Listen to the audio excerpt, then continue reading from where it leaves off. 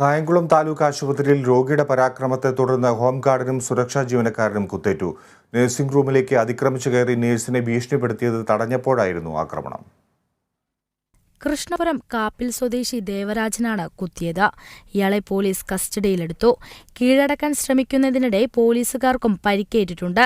Nursing റൂമിലേക്ക് അതിക്രമിച്ചു കയറി നഴ്സിനെ ഭീഷണിപ്പെടുത്തിയത് തടഞ്ഞപ്പോഴാണ് ആക്രമണമുണ്ടായത്. ആദ്യം ഹോംഗാർഡ് വിക്രമനെ കത്രിക കൊണ്ടാണ് ദേവരാജൻ കുത്തിയത്. അക്രമം തടയാനെത്തിയ സുരക്ഷാ ജീവനക്കാരനായ മധുവിനും കുത്തേറ്റിട്ടുണ്ട്.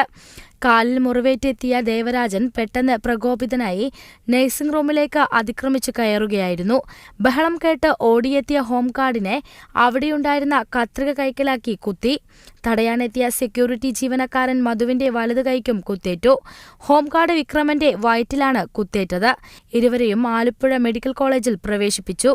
പോലീസുകാരായ ശിവകുമാർ, ശിവൻപിള്ള എന്നിവർക്കും പരിക്കേറ്റു. ദേവരാജനെ പോലീസ് കസ്റ്റഡിയിലെടുത്തു. Kerala vision news, Alappuzha.